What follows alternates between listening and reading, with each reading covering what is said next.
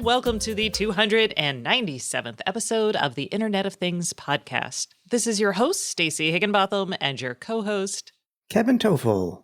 And we have a pretty cool show for you today.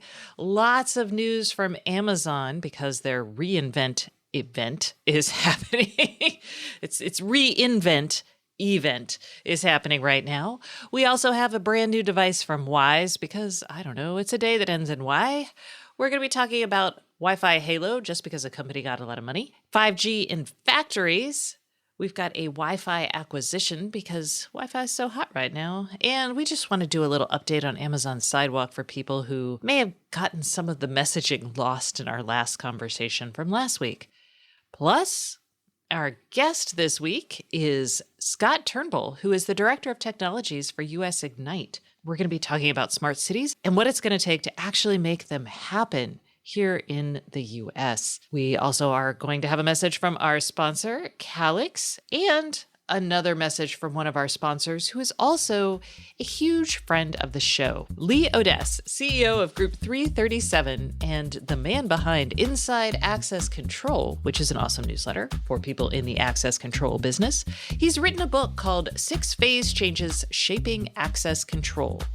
In the book, he takes a deep dive into the transformation affecting the physical access control and smart lock industry. So everything from multifamily to business, anything dealing with locks and getting in and out of buildings. So in this book, he talks about the 6 phases. They are market reach, technology, innovation engines, marketing, talent, and the it factor.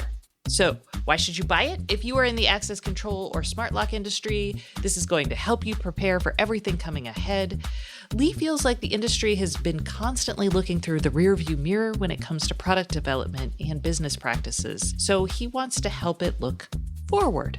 So, if you are a fan of business transformation stories, or you are in the access control business, you should really check out this book. Where can you find it? You can go to www.accesscontrolbook.com and pick up your digital copy.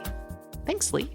Okay, Kevin, let's just start with AWS because ReInvent is happening, and thanks to the pandemic, I guess, this is a 3-week-long event that started this week.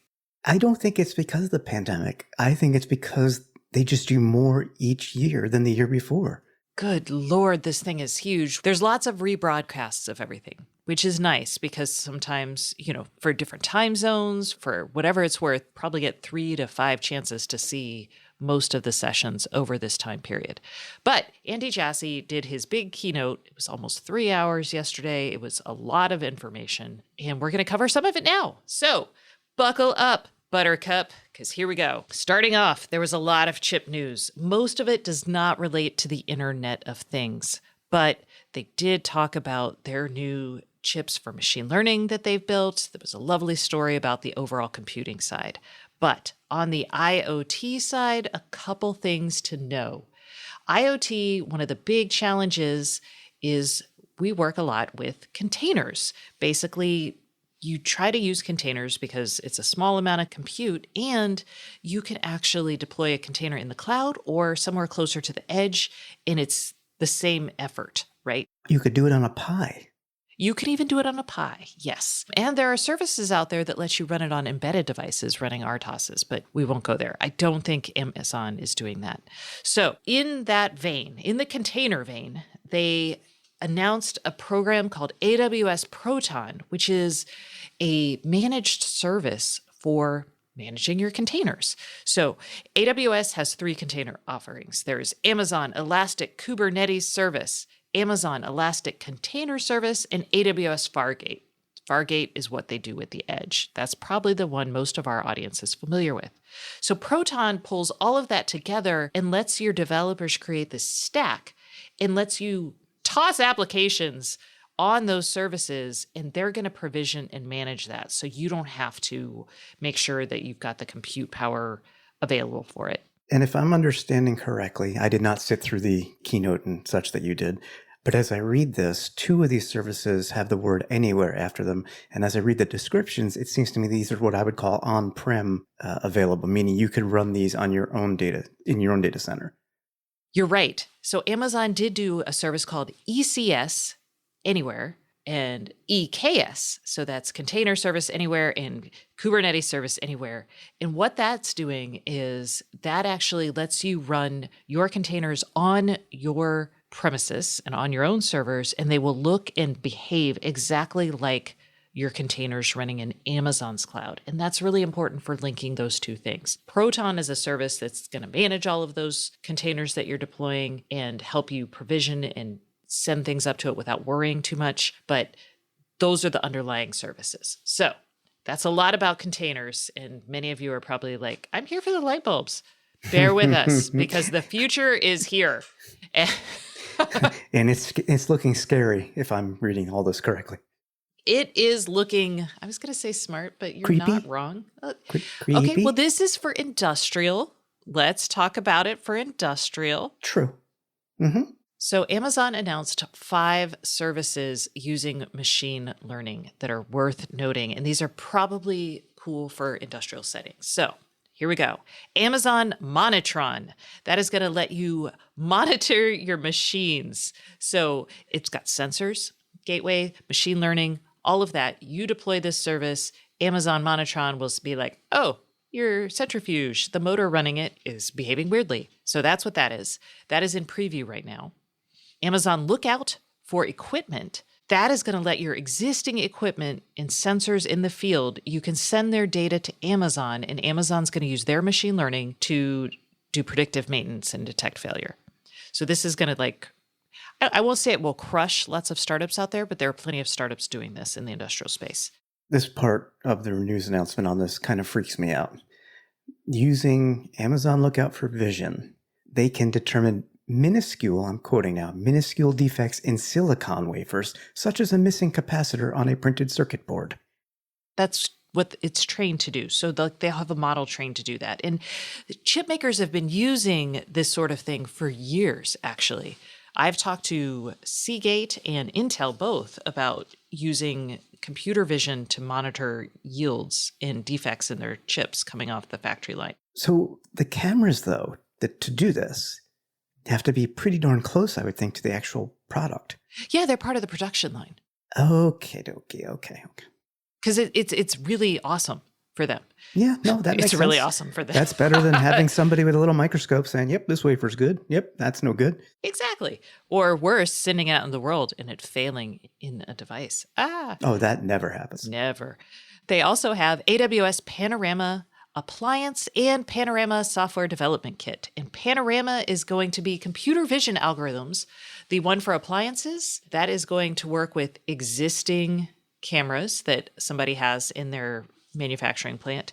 And then the software development kit is going to let camera manufacturers put Panorama algorithms on their cameras and just send that straight to the cloud. All of this basically is saying, hey, Amazon is deadly serious about getting into industrial IoT. All of these services are designed they're going to compete with services that already exist from several companies. I'm thinking companies like Augury, companies like Everactive, just tons of businesses already out there doing this. And plenty of companies that have already built their own algorithms for these services. So I'm really interested to see the take-up rate here and what the rest of the companies already in this space think about AWS's services. So there's one more news bit in here that you don't have on the show notes, but I'm going to bring it up. So there is also for customer service centers, call centers, 5 new Amazon Connect capabilities. And most of it is customer management and so on.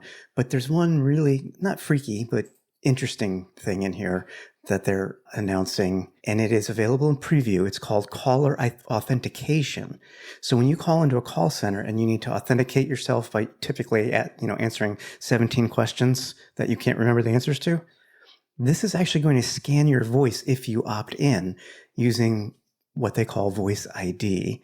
And it analyzes your rhythm, pitch, and tone to determine if it's really you. You actually have to train it one time, but the next time you call back, it will actually say, oh, yeah, this is Stacy. We don't need to ask her all those questions. What can I do for you, Stacy? Yeah, and Amazon did a lot with recognition and biometrics. There's actually a session all about using various Amazon biometric services for identification, both by call center things, but even by AI and by things. And that's kind of part of this whole, like, how do we train devices to understand that you are who you say you are, which is a really big issue when we're putting more agency and intelligence into these devices. But it is kind of like a little unsettling. I want to pay by voice. Oh, really? I don't know if I'd feel comfortable with that yet. But okay. Maybe with a scan of the face as well, you know. Yeah, because I could just be like, Kevin, could you say I authorize this? Boom. I authorize this. Yeah, where's that expense report? Yeah, because like we have deep fake on voice already. So That's true. I don't know, Kevin. All right, never mind. Okay, back to AWS reInvent. Well, we never really left. We just went on this deep, dark Black Mirror kind of segue. But back to that. Big news on the serverless front. We talk about serverless all the time. For those of you who are like, what? Serverless, it actually does happen in a server. It just means that the job you're asking the computer to do, instead of paying to keep a server running all the time, ready to do that job, you actually only spin up the server. So you only call on the server when you need it, and it does the job, and then it spins back down so you don't have to pay for it. Many IoT services are serverless because it's cheaper. And Amazon's serverless platform is called Lambda. Andy Jassy, during his keynote, said that 50% of new workloads are on Lambda, which is huge. This is a big deal. And they changed the billing for the Lambda platform. So now it's going from 100 milliseconds, so like the billing increments every 100 milliseconds, to just 1 millisecond. And that is amazing. Well, he says it's saving some of their customers up to 70%. I feel like that's probably an exceptional customer, but it is nice. I mean, remember when you had to pay for long distance by the minute? You would be like, I only talk for, you'd be like, okay, we've only got 30 more seconds. Bye, bye, bye, bye. They're going to round up. Quick, goodbye. So that's this kind of thing, only it's your devices that are calling in to like report state. So that is not all the Amazon news. There's one more piece of news. And that is not all the Amazon news at all. We're just trying to cherry pick things that relate to the IoT. So the other piece of news has to deal with actually a partnership with Research in Motion, the company we all may know about from BlackBerry. BlackBerry has now partnered with Amazon Web Services to build and market its vehicle data integration and monitoring platform that it calls Ivy. And BlackBerry used to be big in the smartphone space. Then it went with QNX and started doing all this like vehicle and embedded device security. And it's done really well in the automotive space. So what it's doing is it's creating a connected car service data service. And it's going to let car makers read their vehicle sensor data from all of their vendors. It's going to normalize that data, and it's going to let the car manufacturers see what's happening on the cars. Yeah. And I was always wondering if Amazon would get more into cars, because I've talked about this before. Like, you always have to add something on or whatever, because there's other platforms that are just generally used by the car manufacturers. And I know they're not doing that with this, but just to tap into QNX is huge, because I remember when Research in Motion was going down the tubes and QNX was actually just firing up, and they said this can be big in cars. It's now in 175 million cars. Yeah, it's big in cars. Yep. Yay! From smartphones to car data. Sure.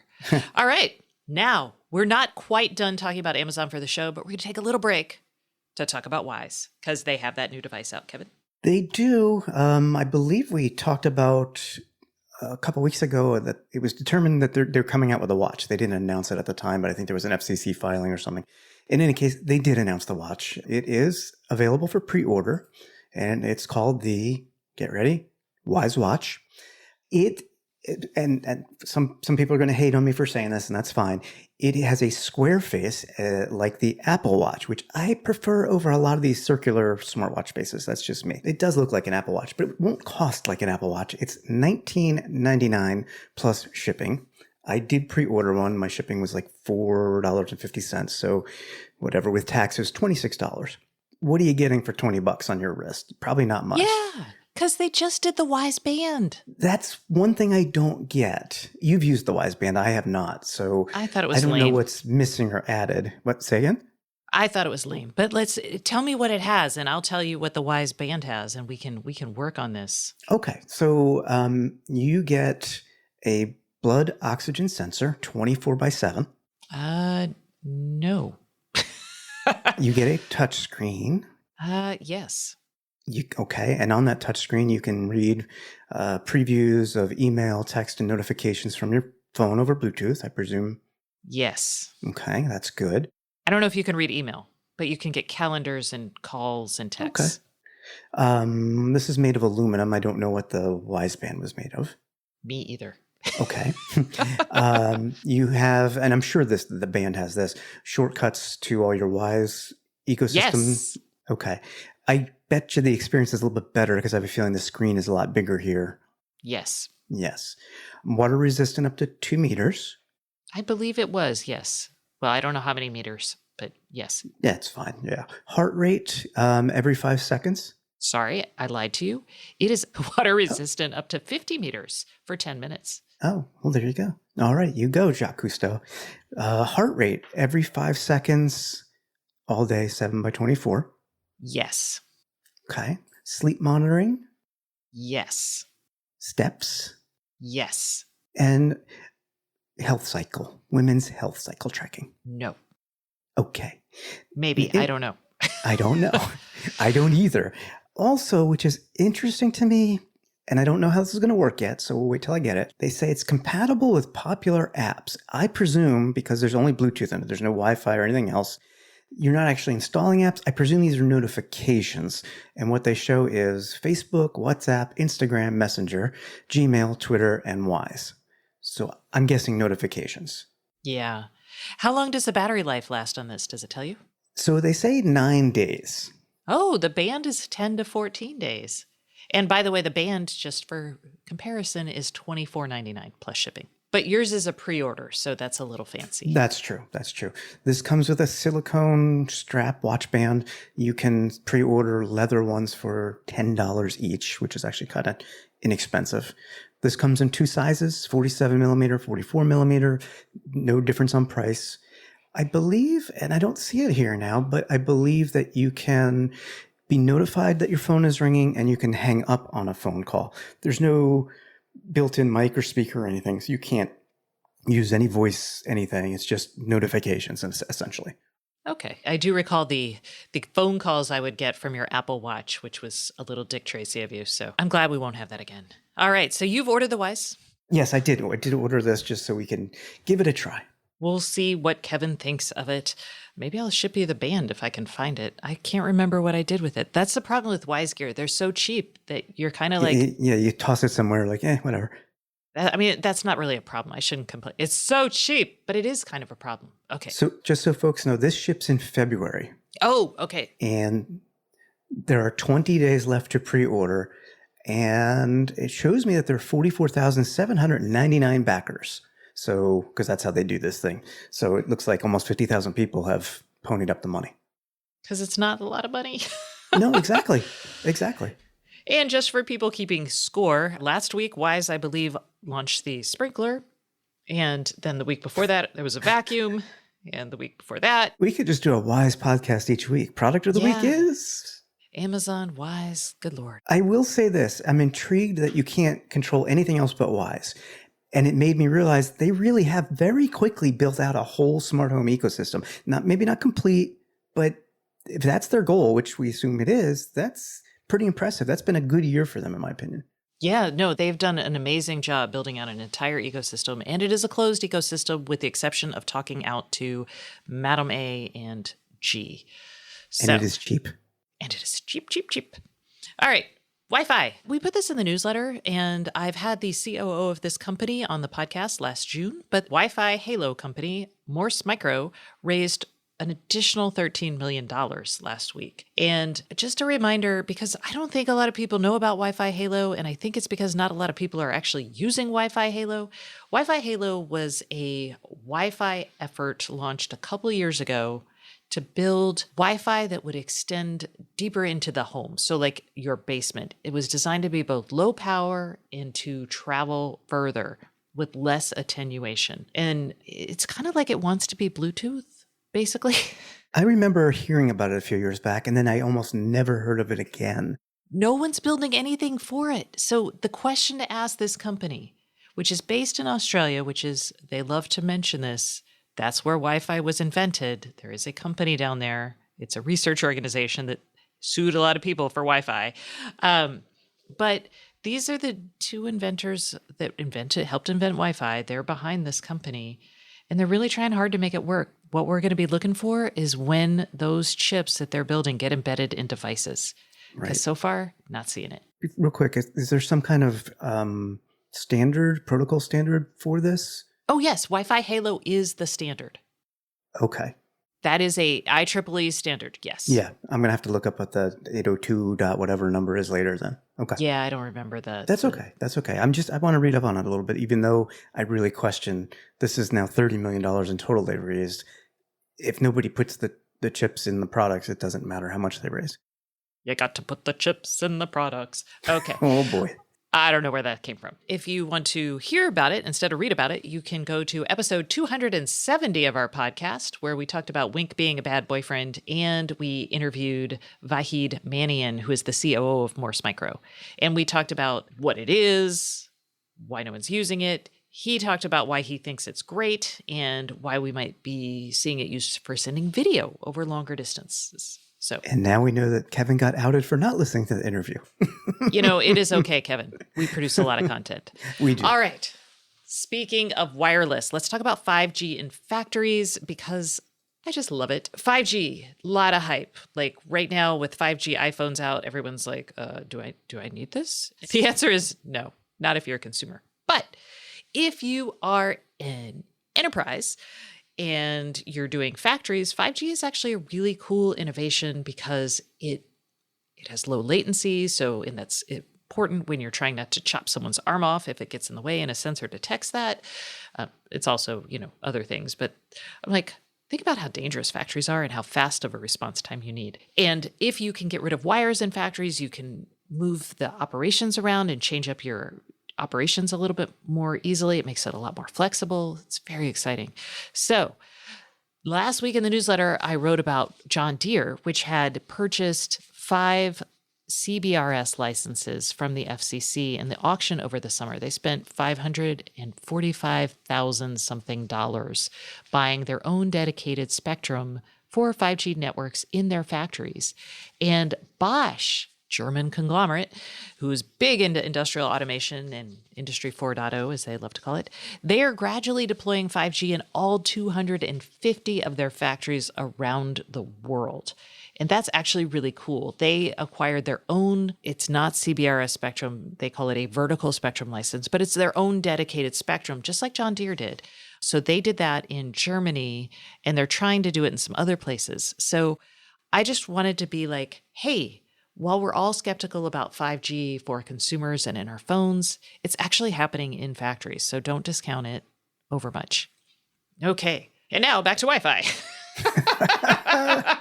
I was wondering if you were going to notice that. I'm like, we should have stuck the Wi-Fi stories together, but we didn't. Nordic Semiconductor, which makes Bluetooth chips, has now purchased the Insignia Wi-Fi division of Imagination Technologies, and they are going to be making Wi-Fi chips, which puts them pretty much with everybody else, because even Silicon Labs, which was kind of late to the Wi-Fi game, they purchased a Wi-Fi company 2 years ago. Time doesn't fly when you're in a pandemic.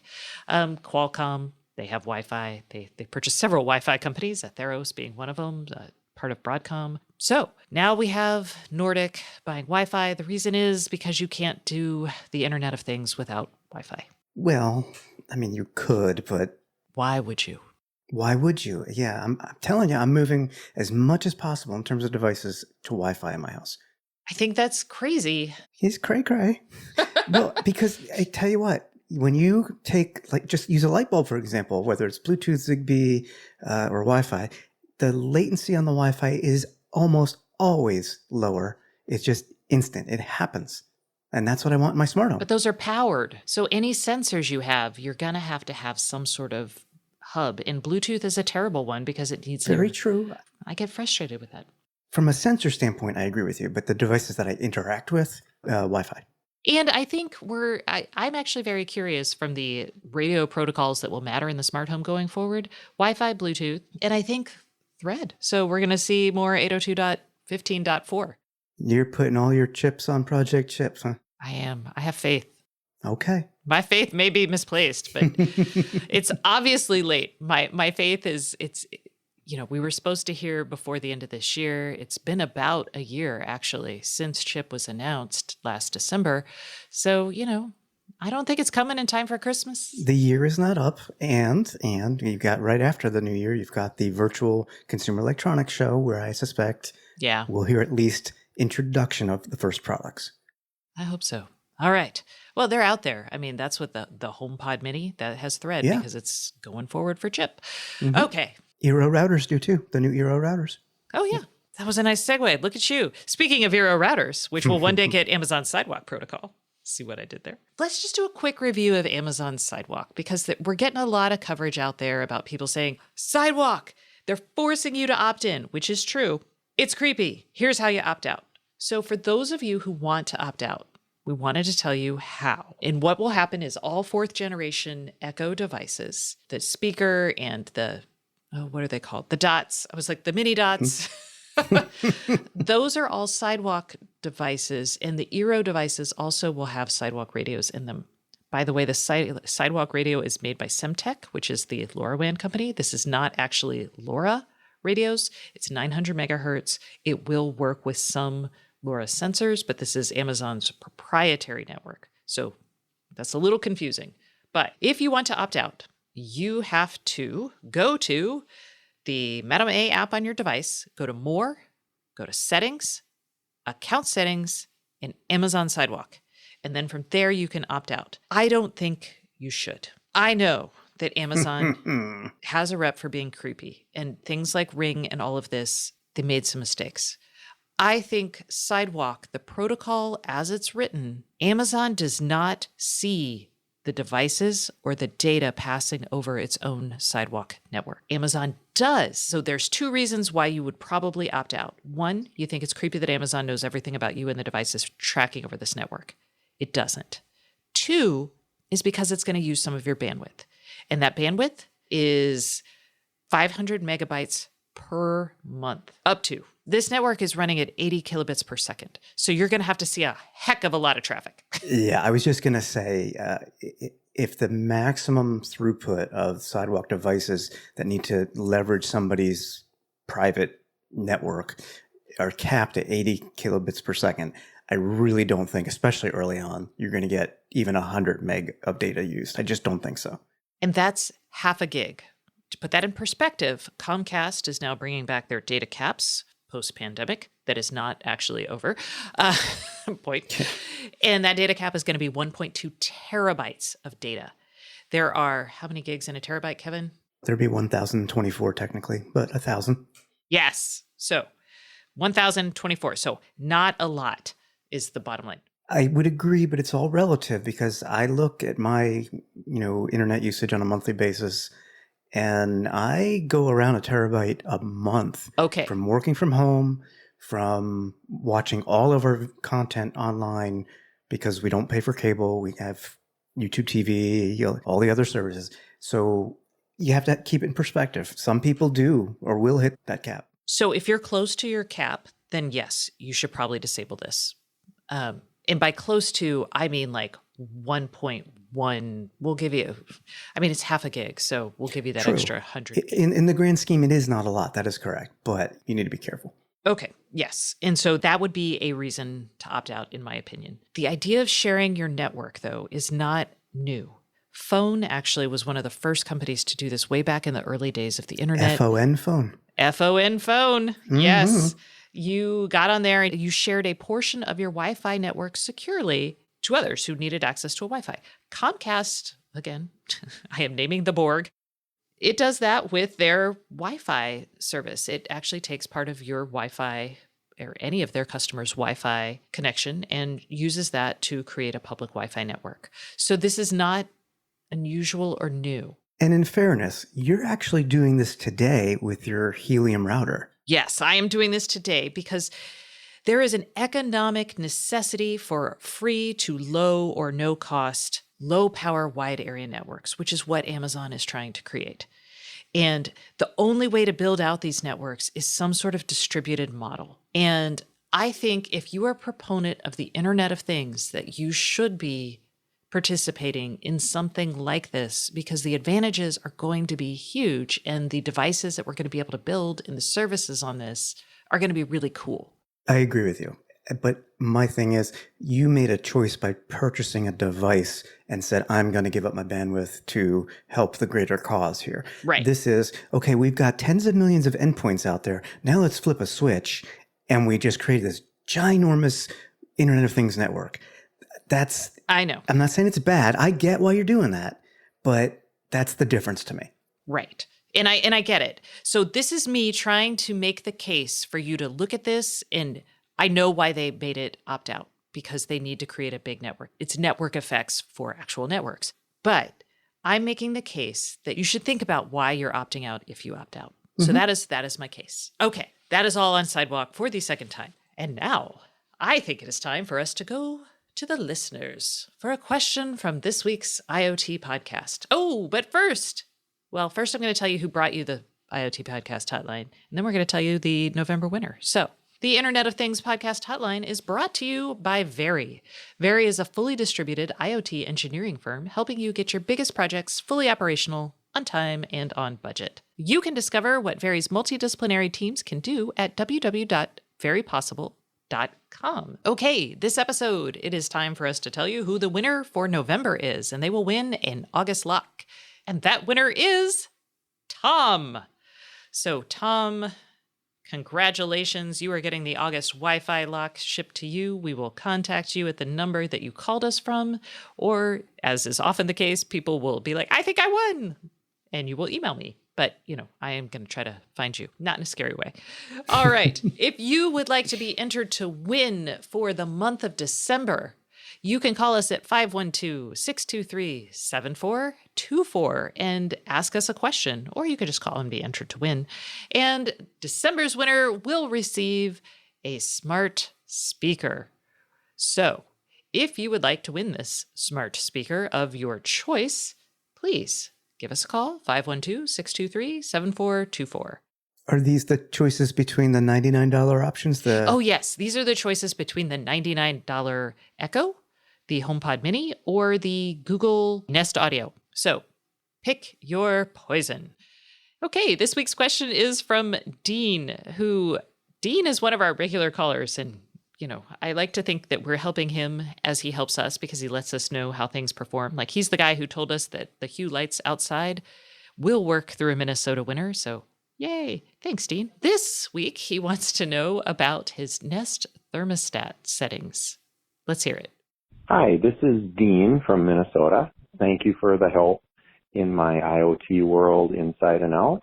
My current situation is that I used to use IFT for my Nest thermostat, and it would pick up on my location. So when I got so close to home from my commute, the furnace would kick in, which is kind of a big deal when you turn it down in Minnesota winters.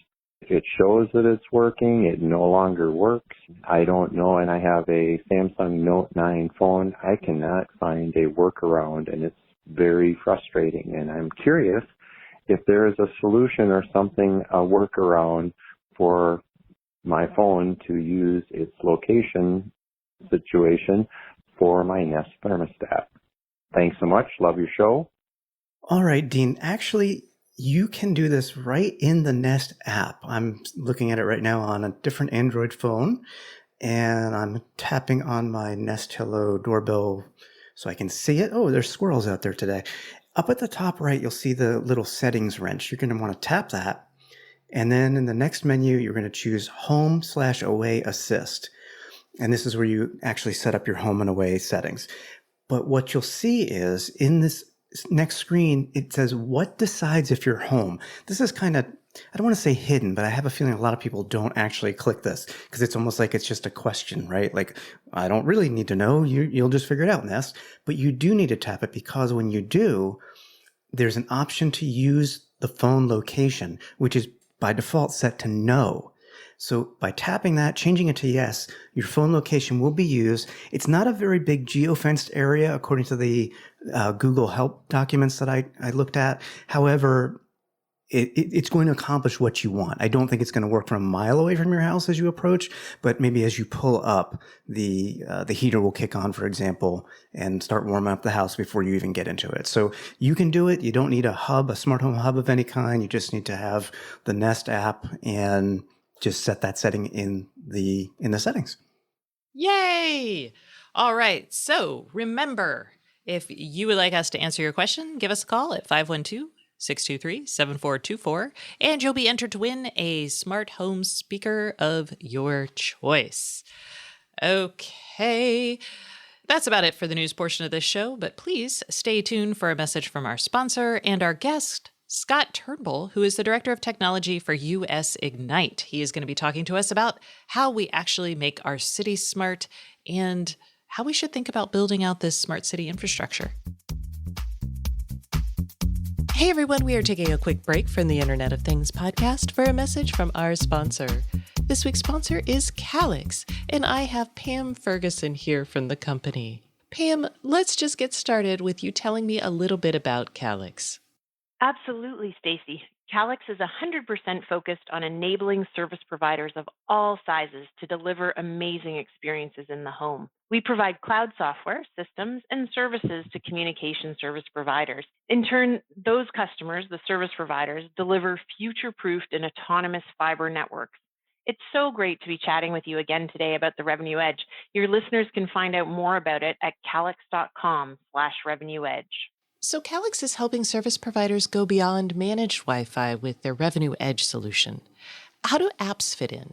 While many large service providers have apps focused on billing and other account information, we see that mobile app as an even more critical part of the home network experience than just account info. Consumers are inundated with a wide range of connected home devices and their corresponding apps. It causes confusion for many, and sadly, that confusion drives frustrated calls back to the service provider. When service providers weren't involved in solutions purchased by those subscribers for their connected homes in the first place, it can be super challenging for them to really help.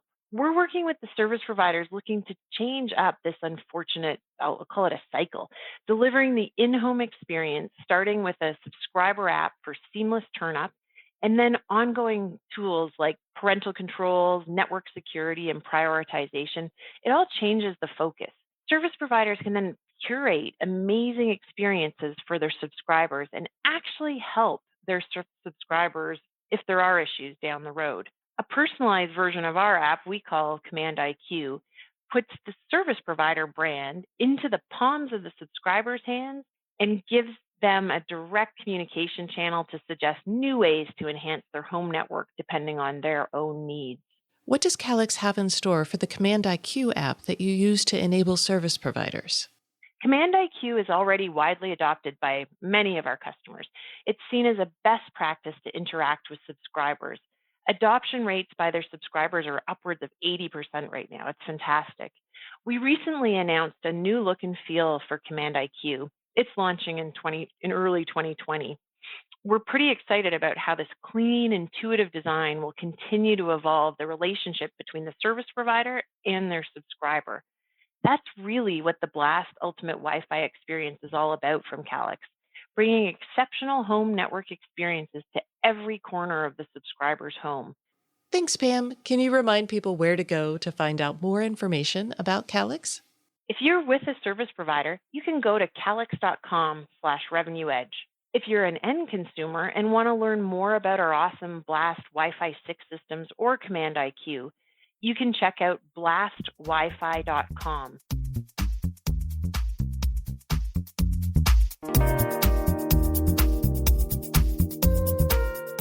Hey everyone, welcome back to the Internet of Things podcast. This is your host, Stacey Higginbotham, and today's guest is Scott Turnbull, who is Director of Technology at US Ignite. Hi Scott, how are you today? I'm doing very well. Thank you very much for having me. Excellent. We are glad you're here because we are talking about smart cities, which frankly, we haven't talked about in a while because they felt pretty stagnant. And so I'm excited to have you talk about how we can actually jumpstart this and what we need to do, I guess, as a society to make smart cities both real and way more useful for both citizens and the cities themselves. So it's a tall order. We're going to do a lot. But first, you should probably tell us about US Ignite. Quickly, what is it? Thank you. Well, US Ignite is a nonprofit. We're based out of Washington, D.C., but we're a national nonprofit that works with communities across the country to help accelerate the smart city movement. And for us, that means the adoption of technologies to help advance and improve the quality of life for people living in these communities, and also to help promote the development of networks that support these advanced applications and services for an integrated, holistic growth of that quality of life for people living in these communities across the country. Okay, so working together to get smart cities. So let's start off with, I'm a little disappointed because I feel like we should be further on the smart cities path. And what I feel like we have are smart lighting. There's a lot happening around the transition from other lights to LEDs and intelligence around those that kind of happened 5 to 10 years ago in most places. Mm-hmm. And then we've got a bunch of pilots and innovation zones. So can you help me understand, why have we stagnated? Or have we stagnated? Maybe I'm wrong. Yeah, that's a good question. I think you're both right and wrong, only because the first issue is that smart city is a blanket term for a whole spectrum of advances happening within communities. So we always want flying cars and jetpacks and ignore the progress that we've made in society in the meantime. So on a base level, there is an advancement in many cases in local communities that people maybe don't think about as part of the smart city movement. Those might be auto renewal, online services for driver's licenses or public benefits and things like that. It might be advanced 311 information services. It might be advanced routing of 911 services. If you think about something as simple as a location service for your phone, typically when you pick up a phone, when they were wired landline things, the emergency services will be able to locate you in real world to send somebody directly to your house.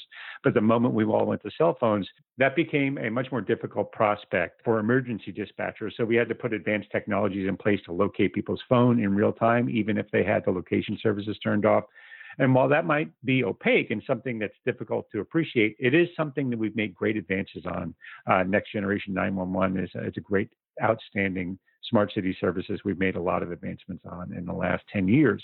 But you're right in that other services are lagging around video surveillance or intelligently reconfiguring a city to respond to the people living in it. That's how personally I define smart cities. So I would agree that we're not there yet. A smart city to me is a city that reconfigures itself based on the day-to-day needs of the people living in it, whether that be rerouted public transit systems, whether that be customized routes for waste management or waste delivery or utility delivery. Those are all, to me, what I think of that event horizon of the smart city. And I would agree we're not there yet, but we have made a little bit more progress than I think people appreciate. Okay, so we are further along. That's good. And what are the barriers to progress in getting us to this reconfigurable city? I think really the challenge that we're facing is the nature of the integrated management of these systems and maybe some of the city services and the implications for the citizens living in them. We need better policies and we need better agreements to make them happen. So let me start with the people side, the citizens, the people living in the community, and how a city can responsibly deliver some of these services to the people living in them. So let's just take the idea of monitoring or video surveillance that might be, when people talk about LED lighting, for instance, often there's a camera mounted on these street LED lights, or there might be other cameras for traffic systems within the community. The immediate problem that cities have are data management. Privacy is about transparency to the citizens, how their data is being used and collected, transferred to third parties, how often is it retained. Those are policy problems that cities have, that they have difficulty forming something that is easily transparent to the people living in it, to getting buy-off from the voters within that region to make sure they're willing to fund it or bond these systems. That's a different working relationship that city IT shops have with their citizens than they've typically had.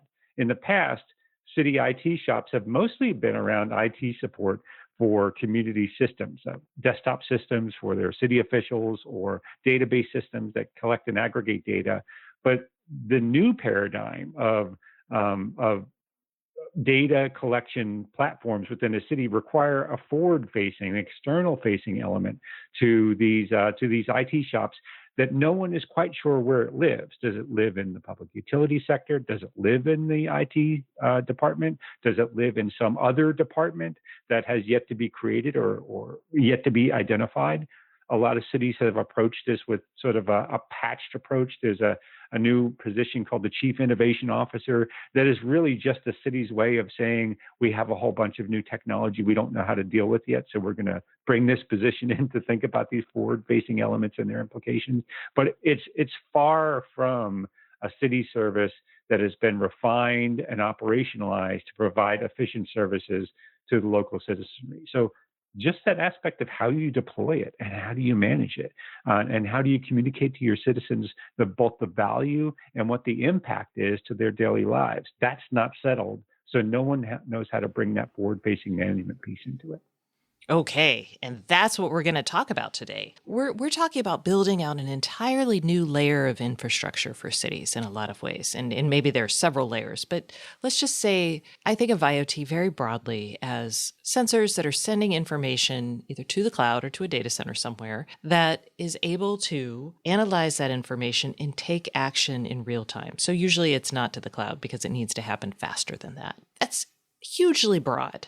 And figuring that out is really hard because cities have all these different vendors approaching them. They have different departments trying to buy this stuff. So let's start with just an organizing principle around who in the city should be in charge of the smart city or building out this infrastructure and managing it. What role do we need in cities to help manage this? Yeah, that's a great question. I think the standout role to me, and I think the primary mover for this is the chief data officer. I think that is absolutely vital for a city to have, and their role has to include not just internal traditional items of data warehousing and data management and data security, but data policies as it relates to privacy, communication of those policies to citizens and stakeholders within the community, perhaps buy-in and vetting of those policies with the public, and an aggressive approach to engaging vendors and defining what is viable versus not viable. We've talked a long time about the idea in the country about a digital bill of rights for data for citizens. I think it's probably a bridge too far to expect that to happen at a national level. So each community, however you decide to define that, probably needs to take that step of defining a bill of rights or some sort of statement of rights for people living within the community whose data is being collected through city services, what they're willing to do with that, so the citizen doesn't have to manage every data stream individually by themselves. That's a primary mover. That's before you even get to departments of who might do things like installing them or maintaining or providing power. But just what you are allowed to do with that in the first place is the primary mover, I think, needed in every city to make that happen intelligently. I think there are a lot of challenges to setting up some kind of Bill of Rights. How do you think cities should go about doing it? Yeah, that's a great question again. So if I was going to do it, understanding that a lot of follow-on cities, that this is a first adopter and early adopter phase, and a lot of other cities would leverage the work being done by these early adopters. But if I was going to do it as a community, I would sit down, I would get one or two members from my city services team on there, and those might be my data warehouse folks, that might be my public utilities folks, it might be traffic, depending on where we were targeting our smart city services. I would include on there one or two officials from a local anchor institution, a university, community college, somebody from the education sphere who could speak to sort of the greater, broader national issues around privacy, around data management, and around public service. I would bring in a few local business representatives, so some pillar businesses that might be located in your region that are interested in using data, to hear from their side of what are they interested in getting, what can they sacrifice, what's the value that can be returned to the community by collecting that. And I would also bring in a couple of citizen representatives. Those might be nonprofit representatives, particularly from organizations that represented vulnerable populations, be that elderly, be that the homeless, or someone who might be inadvertently impacted by data collected from these efforts. And then I would get them into a single room. I would work through those policy elements. I would adopt a explicit opt-in policy rather than opt-out. I think that's one of the pitfalls if we assume all things are permitted unless you explicitly opt out of it. I think that creates too many loopholes and unintended consequences. I think you have to come with an explicit opt-in policy. So bringing together those people, taking an opt-in point of view, and then writing that Bill of Rights of what can and can't be done. And it also includes some easy low bar way to amend that going forward, to make additional opt-in clauses to that, and then inform the citizens of how that process goes. I think that would be the way to really move forward. Okay, so you have done the work here. This is probably a year's long worth of effort. What do you do next? When you go to vendors, what is their reaction likely to be? Or maybe going to vendors isn't the next step. No, I think vendor inclusion is a good way to go about this, because they have to implement it. Now, I've talked with a number of vendors, and I can tell you what they're going to want to.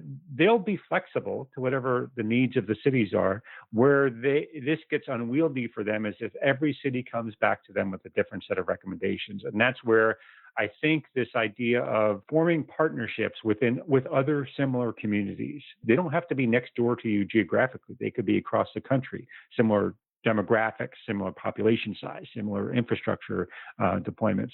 If you have similar policies and these early adopters are talking to one another and forming this community of communities and discussing what are the important parts of their policies, we will emerge with sets of cities that have similar aggregated needs, and they might enter into some co-op arrangement or some community agreement. They might even enter into something like at US Ignite, we have something called the Smart Gigabit Communities Program, which is I think over 30 now communities nationally who are bought into collaborating with one another on these smart city efforts. So these intercity collaborations are a great way to form a common interface out to vendors. If a single city, even the size of New York, goes to a vendor and says, these are my individual needs, they're going to be hesitant to enter into an explicit single city agreement. But if 20 cities, if 30 cities come to a vendor and say, these are our common needs, and we're all going to agree to this similar policy, the vendor knows that that's a viable, manageable infrastructure for them. So I think that they would react very, very well to that. The component to face after that really, though, is the procurement and funding process in most cities. And I think people are quickly going to realize that's a barrier. The process of RFPs that keep things down at the pilot level, I think, is not serving us very well. And that's the next step, is to re-examine how that procurement process works in cities. Okay, well, maybe this question will address that, or maybe we'll get into that. All of this sounds great. Now, let's talk about how we pay for this. My philosophy is that the city data represents a huge trove of information and infrastructure that a city should lay out and provide for both its citizens and for companies that want to do business in the city or with the city.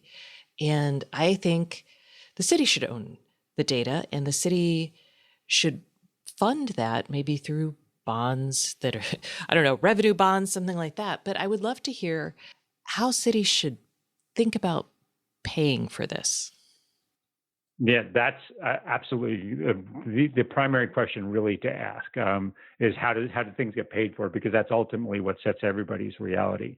I think that the model that you maybe alluded to in your question, which is the city's owning the infrastructure, is the model that I personally think works best for the city. But to set the stage, what we're coming out of, what typically cities do is they contract services. They don't usually build their own services, especially when it comes to technology, networking, and other elements that might be necessary for technological infrastructure.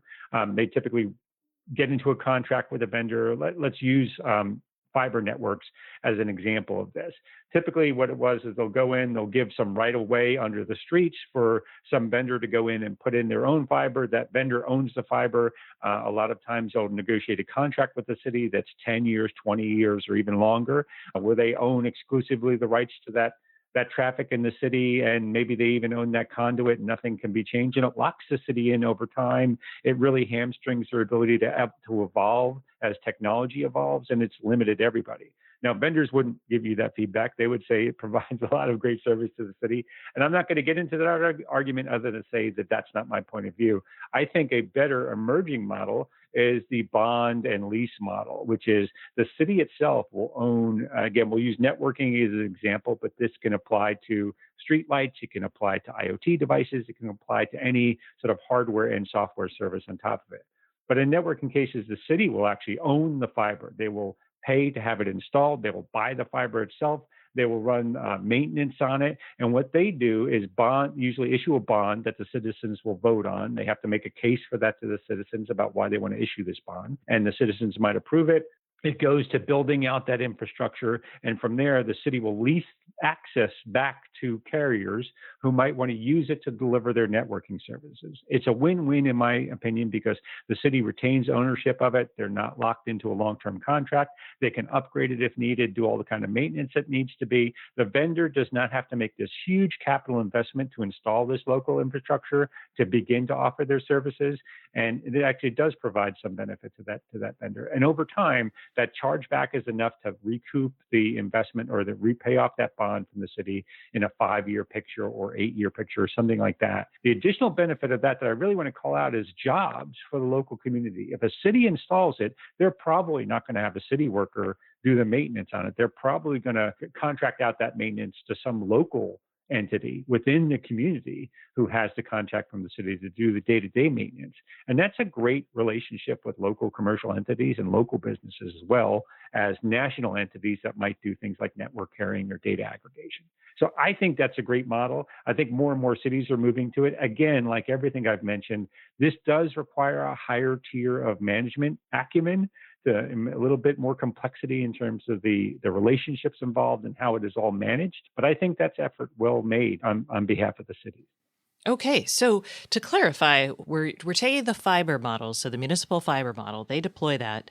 We're thinking about it for other networks, so maybe citywide Wi-Fi, maybe a citywide LoRaWAN network. We're even talking about the city contracting for, but city owning and maintaining the sensors, perhaps, that they're using.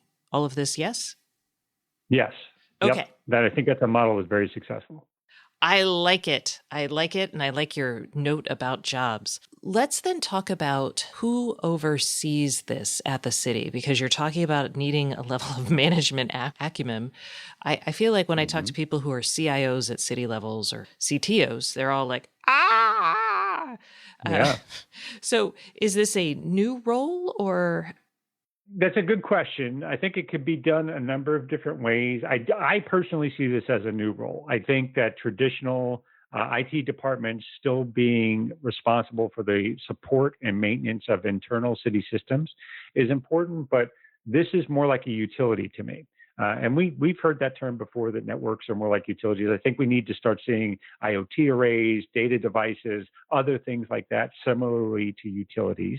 It's not that different from it. Even community utility departments have some interfacing with local IT for support. They have some interfacing with billing and contracting agencies within the community. So I don't think it's actually that different. It would be a utility. Its funding is mostly made up by leaseback and revenue share from the services that they're putting into place within the community. There might even be some budget lines around the community not wanting to lease it out and maintaining ownership of it. But I do think we will. I don't know how long it will take, but I think somewhere in the nebulous future, we will have utility departments that are about technology utilities, and we will have wondered why we didn't land on that right away. So I like this. I like this model. Very exciting. Thank you so much for coming on the show today, Scott. Thank you very much for having me. I really appreciate it. That's it for this week. Thanks so much for listening. And remember, if you'd like more IoT news, sign up for my newsletter at stacyoniot.com. We'll see you next week.